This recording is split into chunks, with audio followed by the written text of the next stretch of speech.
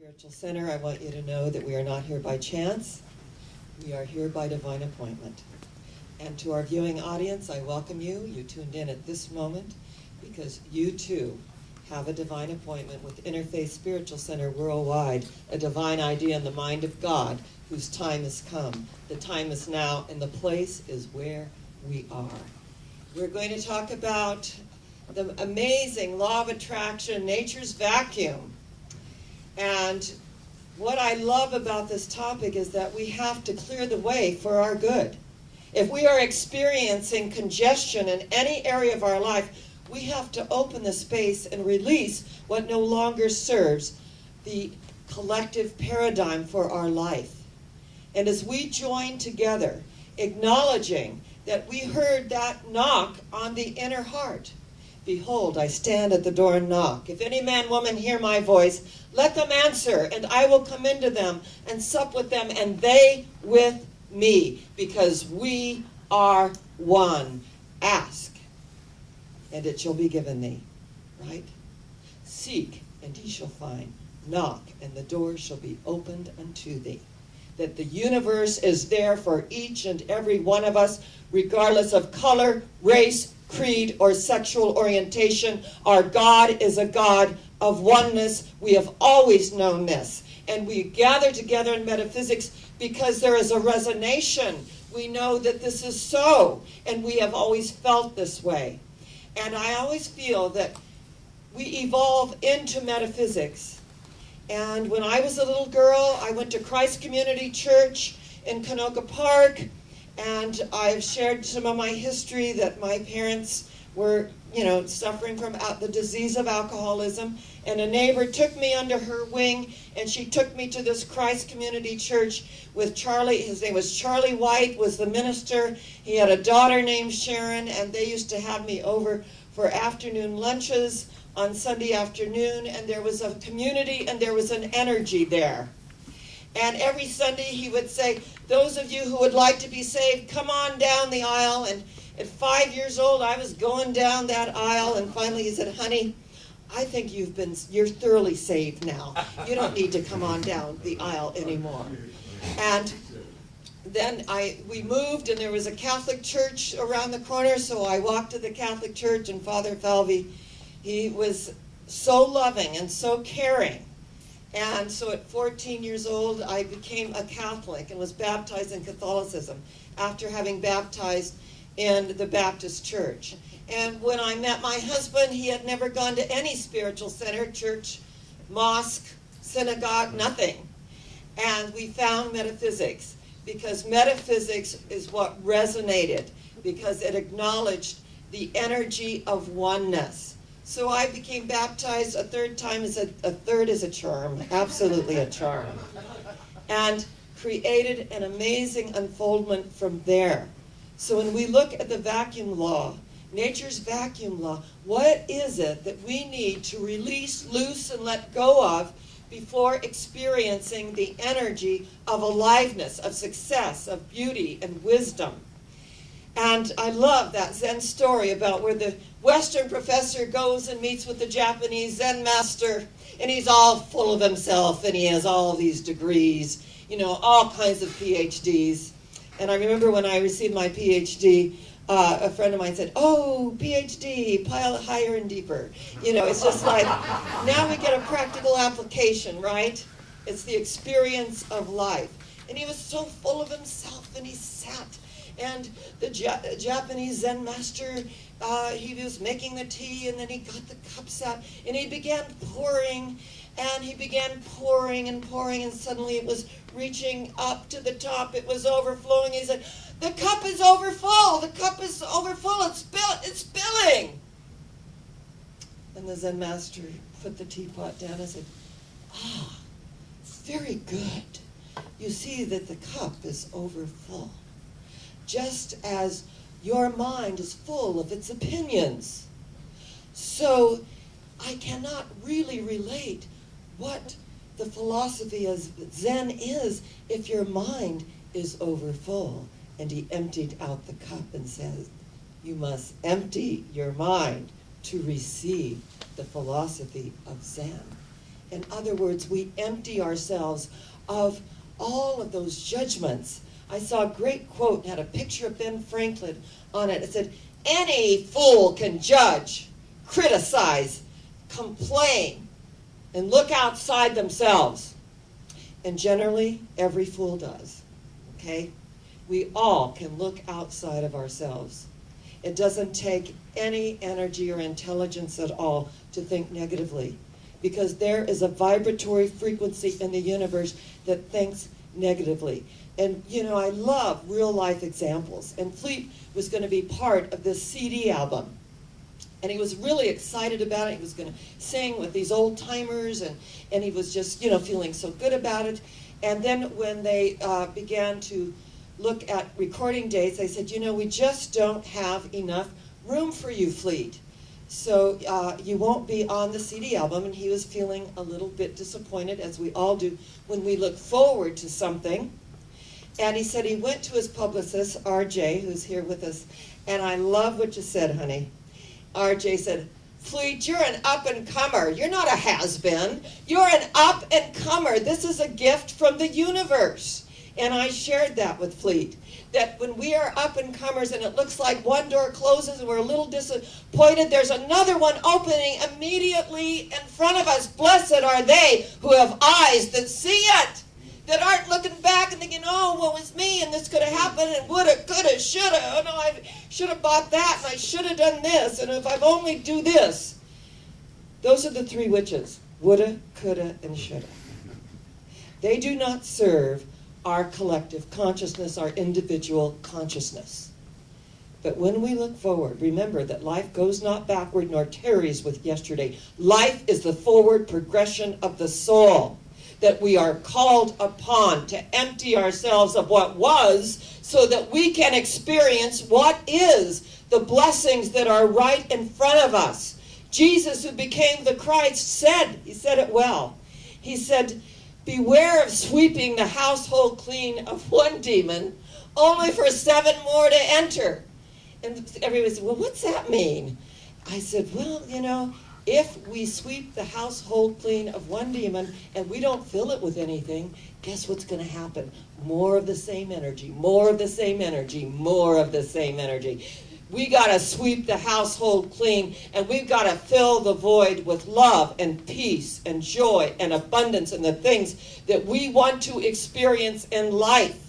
That we go through cleansing in every area of our lives. When something comes up in our body, I bless it, because it has surface. We can deal with it. It's not operating in a suppressed state under the surface.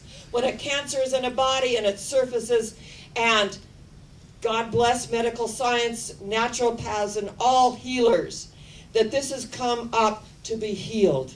It has come up to be recognized. My husband passed of cancer, and it was so interesting because the probable psychological cause for cancer is deep, unresolved emotional hurt and disappointment. And he had a very, very negative experience with his father, who left the family when his mother was pregnant with his younger brother. And he was 5 years old. And he always carried that about his father and the disappointment and how his father was unfaithful to his mother. And I heard the stories over and over again. And I remember that last week of his life, his father finally came to see him. And he began to cry, and he began to ask for forgiveness. And I remember Neil said, Dad, I've let that go. I let that go so long ago. Forgive yourself now. Forgive yourself. I've let it go. So he passed in wholeness. See, when we leave the planet, that's not a negative thing. We're all going to make that journey. So when we clear ourselves and we can leave in wholeness, we can leave the planet in wholeness. And I remember so clearly, and I've shared it before, but I love it. He said, who are those two beautiful, beautiful girls that are standing next to you? And I looked, I said, there's no one standing next to me. And then I got it. I said, these are your guardian angels, and they've come to take you home. And then we had this great, wonderful relationship, and we had a lot of humor in our relationship. And I said, yeah, haven't even left yet, and you're going out on me already. Thank you. Thank you. These are the moments in our lives, the pivotal moments that we can go either way. And I remember the day came when we cease to weep that it's over, we begin to rejoice that it happened, that we create a vacuum law of the energy within our own lives and ultimately the universe, that a full mind cannot receive the blessings, that when we look outside of ourselves, and believe me, we need to loose and release people too. You know, when I was raised not feeling supported and really wasn't, and I remember I would create people in my intimate energy field that didn't support me because that's what I was used to. That was like the norm until one day my minister, Dr. Guy Lorraine, said, Sharon, you can release them with love. Dr. Ernest Holmes said, love them and let them alone to come to themselves. And when we release with love, when we let go and let God do what God does best by means of each and every one of us, we open the space for such amazing relationships of like mind, of people who support us, that say, I am so happy for your success. I'm so happy that it's happening to me. Your success makes mine possible. My success makes yours possible. I am so very, very happy for you. That's the people that we want in our intimate energy field, the ones that are happy for us, that support us, that love us. And the Course in Miracles states so clearly that we attract into our lives the lovers that cheer us on, that know who we are, and the teachers that are there to point out all the things that we're perhaps not doing correctly or according to the way they would do it. And so I just say, go with God, but by all means go, right? Go with God, but by all means go out of my energy field. And don't get any of it on me on the way out. Because energetically, we can still love them and let them alone to come to themselves. But I do, at this juncture, I'll be 70 next year. My daughter says, oh, you sound like Tyler. He goes, when will I be 5? How many months? And I said, at this juncture, energetically, if we haven't created the energy field that supports us, will we ever get it? I say, yes, you can teach an old dog new tricks. The minute we make a shift is the moment of enlightenment where we go, aha. And you know that I have been appointed for the Nobel Peace Prize Commission. I'm leaving for Norway on December 3rd. And we are putting forth our candidate, the Reverend Dr. Professor Emmanuel Ida, who has founded 3 universities, private universities in Africa. He saw all these homeless and disenfranchised. He created 5 factories that these homeless people are now gainfully employed, and I went to every single factory. I went to the water factory, the bread factory. I went to the factory where, you know, they've got palm trees there and they're making palm wine. And Father Oliver held it up for me so that I could get a wonderful picture. He's got a paper factory. He's got a paint factory. It goes on and on what this man does. He feeds the homeless every day. I had the experience to distribute these boxes. And these beautiful African little boys and girls and husbands and wives and those that have lost loved ones, and they're just so grateful. And he provides housing for them.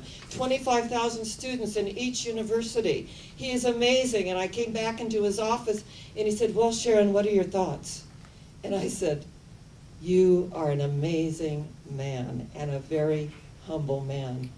I am happy to represent you for the Nobel Peace Prize in Oslo, Norway. I feel it's an honor and a privilege. And I asked him if he knew the story of Alfred Nobel, and he said, well, he knew that he, was a great philanthropist, and he put forth all these wonderful awards in the fields of sciences and literature and peace and education. And I said, well, there's a very interesting story about Alfred Nobel. He was reading the paper in Sweden one day, and he looked in the obituaries, and guess what? There was his name. His brother had passed away earlier that week. They thought it was Alfred Nobel. And he was a very rich man, and you know that he also invented dynamite, that he had killed more people in the fastest possible way than any man on earth. Can you imagine reading an obituary about yourself, which is a privilege really given to very few of us, unless we're honored, in specific ways. And he's reading this, and two thoughts came to him. I don't want to be remembered like this, and I'm going to do something about it. And so he gave all his vast wealth to create these financial endowments in the field of literature, peace, in the fields of sciences, and the fields of research. And he gave this, and this award, this is over a century ago, goes on every single year. It's just magnificent what he did. But it happened because the papers made a mistake. I believe there are no mistakes in the universe, that nothing happens by chance. And through this mistake, this anomaly of putting him instead of his brother, it changed and shifted his whole life. And at that moment, he realized, this is not how I want to be remembered. And as we look at our own lives and the significant difference our consciousness is making, we say we're only one person. But the truth is that energy goes out into a field, a receptive field, and critical mass is achieved when we send out the good positive thoughts. I saw something on Facebook, and let me tell you, I saved it. I thought it was wonderful. It had an elder lady, and she got great, white bushy hair out, and she was on top of the ironing board, and she was like this. And she was like she was in a surfing pose. She said, I didn't wake up wanting to be awesome. It just happened. On top of the ironing board. I loved it. I thought, this is my kind of a woman. We don't wake up many times thinking we're going to be awesome, but there is a power for good in the universe greater than we are, and it says, you're awesome, you're awesome, you're awesome, you're awesome, you're awesome. And guess what? You didn't get what you wanted because the universe has something better planned for you. And you didn't get on that CD, so what? You're an up-and-comer. You're a star in the galaxy of the human experience, and there's nothing but good for you. You're the angel of the year. Your energy goes forth in amazing ways, and we are just so proud that we can honor our Fleet Easton today, and we can acknowledge each other, because guess what? Where are we going?